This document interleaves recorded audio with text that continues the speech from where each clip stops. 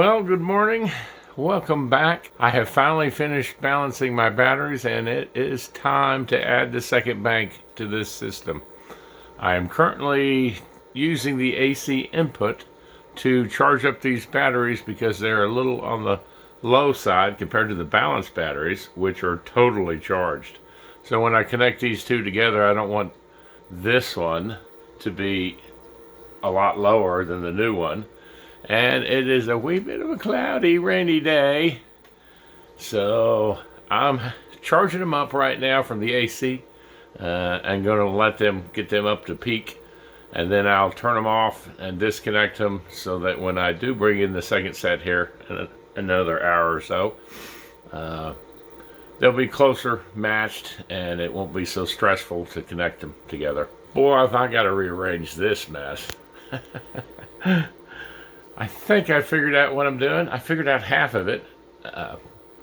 I think as long as I keep the two negatives the same length, and then the positive wires can be a different length as long as they're the same length when they hook up, I think that'll be all right. So my positive may be a little longer than my negative or a little off, but I don't think that matters. I think it just matters that the two batteries are the same length connecting in, positive and negative. So that's what I'm going with. I think I'm going to move this BMS down in between them, and I'll have the two BMSs right between them. I think I'm just going to hook it right to this and then put a barrier so that it can't touch the batteries on either side. And well, you're about to see. So anyway, I'm going to charge them up and get the other cell ready. But this cell, this second battery here is all good to go. It has been sitting for 2 weeks. And yeah, I know there's some people saying, you don't have to do that. It's just how I do things. It's how I want to. It's what I think will be best to balance them and all. So that's what I've done. It's taken a while. I've tested them all. I'll have to show you that test results. And it was interesting. So, and this unit worked all along. I will say that the problem I had before was my modem problem. The quick charge, it wasn't working because my modem wasn't working. Once I rebooted the modem, it worked fine, and it's quick charging now, as you could see. I did update the software before I figured out to reset the modem. So that could have played a part to it. I don't know. But it is working now with the updated firmware or software for the inverter. So I'm pretty happy with that. It's currently charging those batteries up. I'm going to let it get up there in the charge vicinity and hook these up. Now, I've got to flip these. They're all in, I got to be careful how I always say it wrong. I've got to stagger them so that I can make each of these cells, they're all total up to 48 volts. Right now they're only at 3.2 basically. So I've got to kind of take them out, rearrange them while I charge that other battery. Got to clear off my desk. Wow, I'll have some space on my desk again. By the way, this is the noise of this inverter pulling 5,000 watts off the AC input.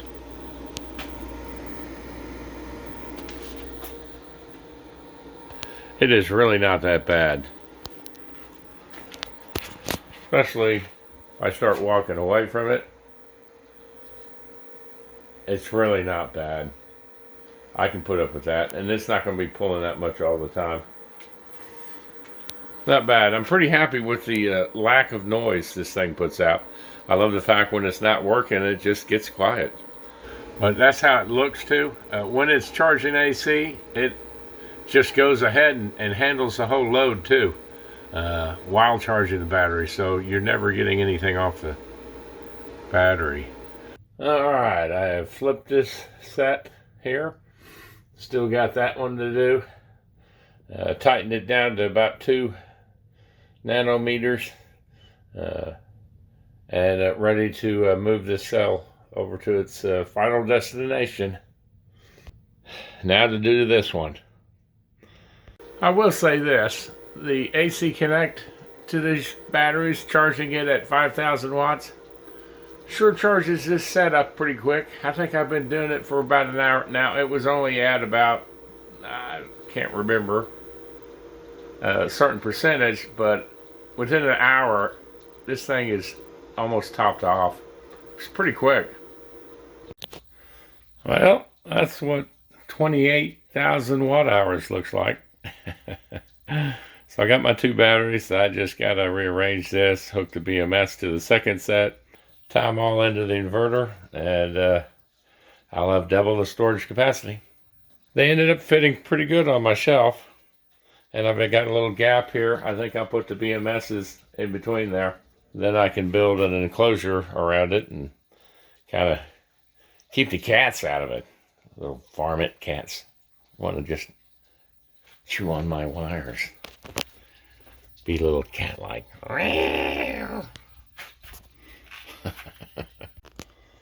Fortunately, my battery cables are not really in the way of anything. There's a ton of space here. I really like that. I've still got my 240 AC input on. I've shut everything else down. Yeah, C250. Let me go shut that down, and we'll be good to disconnect these batteries. I've got it turned off. The whole unit is shut down.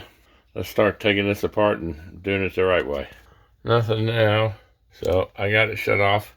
You know, it really works pretty good. I just have one breaker on my sub panel that feeds this AC input. It's a 50 amp breaker, and it's not that big a problem to just go on the other side of the house and turn it off.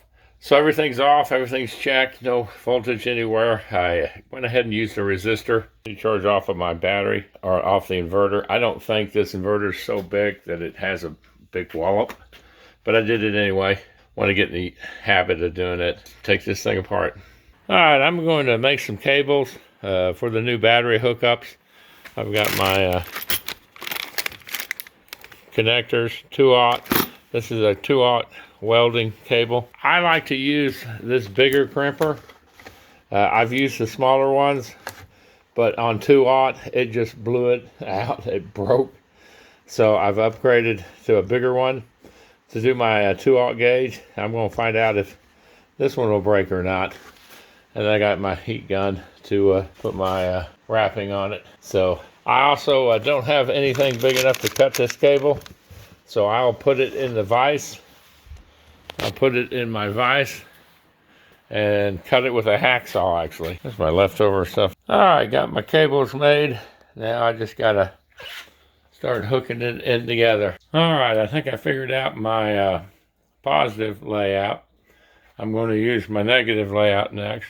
I think I'll put my BMSs in between here, and that should give me enough room around to put a lid on this as well, so I can cover this up eventually. I'm going to have to rearrange these wires. Hopefully I can make it look a little better than that before I plug it in.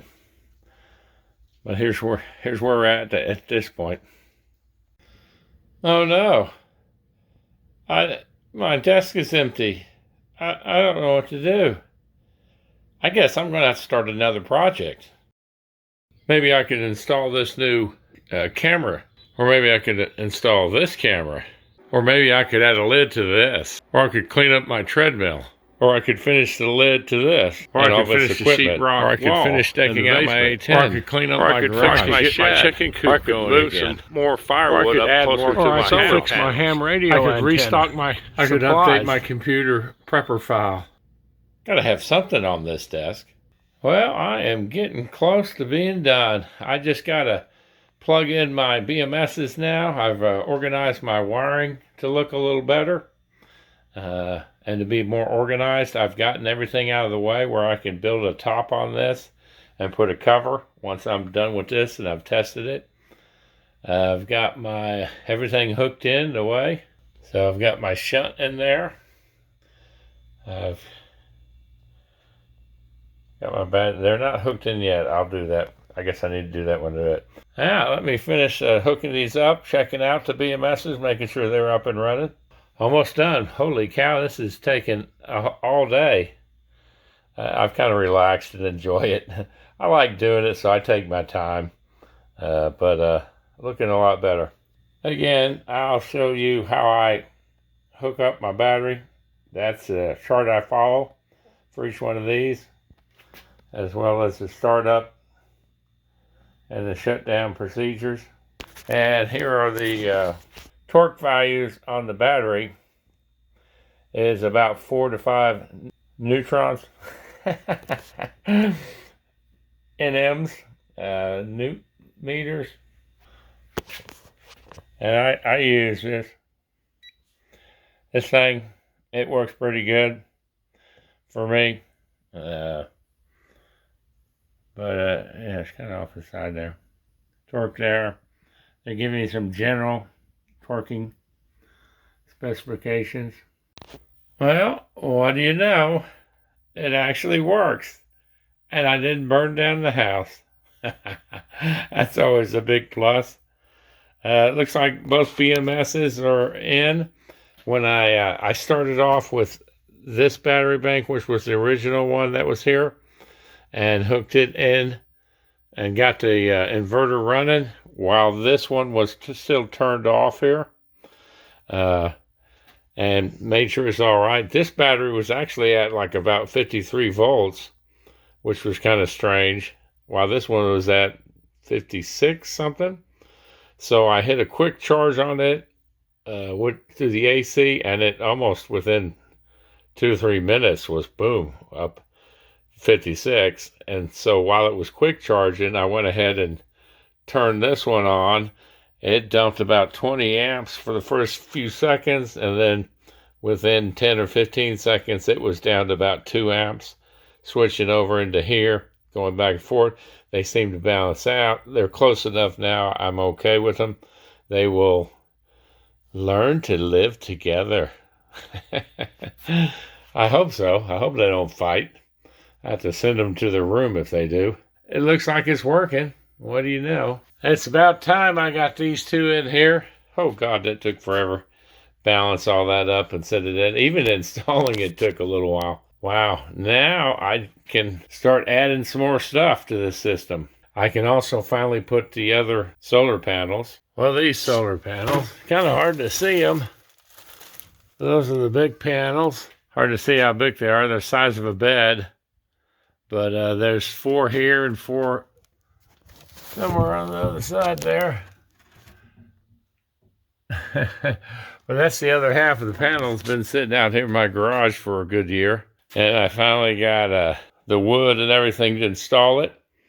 These are the panels for my, there's 2 more in this box here. Panels for my mobile unit I showed y'all earlier that I built. So if I ever needed power for them, that's where I'd get those at. But yeah, I'm looking forward to putting the solar on it, truly doubling my whole system now. There's my workshop, if you were curious. My real workshop. It's a little messy. So I'm super glad that's all done. The next video I'll do on the batteries, how they ended up testing-wise. I just didn't have time here for this to put it all in this 15-minute video. Well, it is up and running. Thank y'all for joining in. I hope you enjoyed the video. I hope it was helpful. And I hope y'all take care of yourselves. And we'll see you the next time around.